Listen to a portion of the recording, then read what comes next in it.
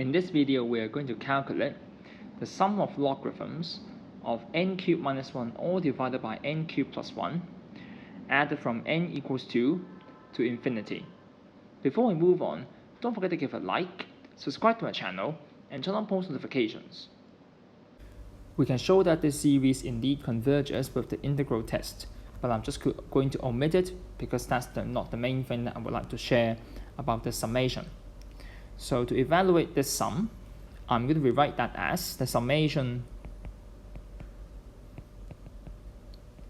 with the same starting and ending points of the logarithm of n cubed minus 1 minus the logarithm of n cubed plus 1. So just splitting the numerator and the denominator. Then I can factorize n cubed minus 1 and n cubed plus 1.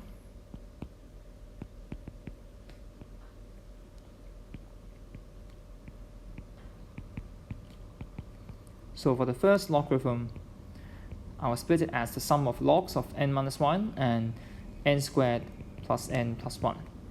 While for the second logarithm, it will become log of n plus 1 and log of n squared minus n plus 1. It's simply factorization. Next, I'm going to split into two summations. One dealing with the logarithm of the linear term,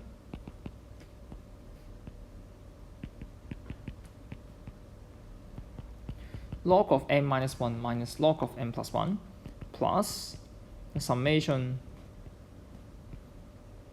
of log of n squared plus n plus 1 minus the logarithm of n squared minus n plus 1. Now we can deal with each of the summations separately. For the first summation, so intuitively, there should be some kind of telescoping sum going on, because the first few terms are just drafting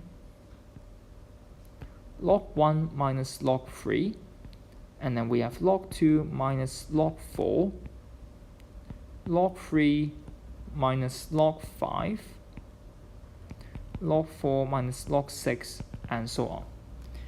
Notice that these terms will be cancelled out, and you may expect log 5, 6, 7, 8, and the terms thereafter should be cancelled out as well. So writing that out rigorously,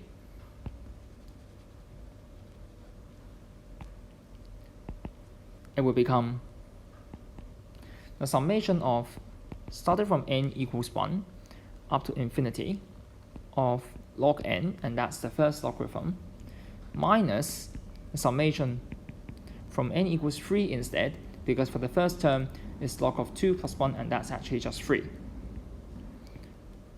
So adding log n again. So for this summation, I can subtract and I get just log 1 plus log 2. So that means we're finished dealing with the summation. Next, we can take a look at the summation afterwards. So intuitively, we have 2 squared plus 2 plus 1, and that's log 7 minus log 3, just calculating the values when n equals 2. Next, we have, when n equals 3, we have log 13 minus log 7, so log 7 cancels out. While for n equals 4, we have log 21 minus log 13. So again, the log 13 cancels out. So let's see, why would these terms all cancel out? In fact, notice that for a certain value n squared plus n plus 1 takes some numerical value, while for the next value of n, say next term, say n plus 1, if I replace n by n plus 1 in this expression, n squared minus n plus 1, let's see, n plus 1 all squared minus n plus 1 at the end, if we simplify, is actually exactly n squared plus n plus 1, which is the output of n squared plus n plus 1 in the previous term inside the summation.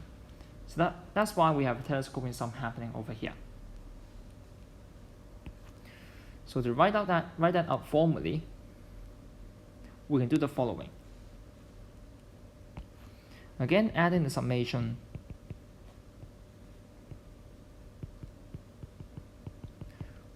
of log of n squared plus n plus 1. But now I'm going to subtract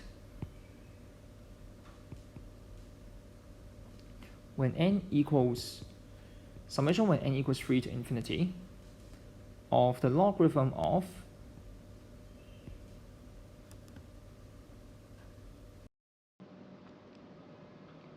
n squared minus n plus 1, and furthermore, I'm going to subtract another log of 2 squared minus 2 plus 1.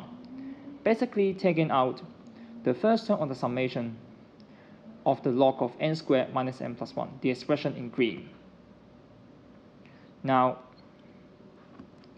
for these logarithms, summation of logarithms, for these two groups, they're actually the same, because as I've said just now,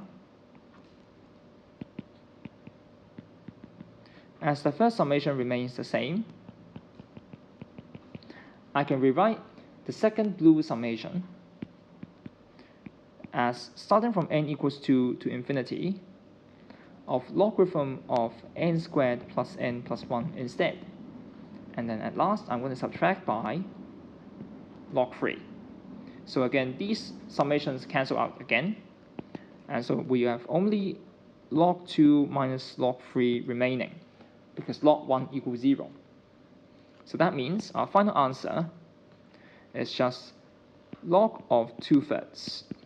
So this is the final answer. Please feel free to share your ideas in the comments. Thank you for watching. See you next time.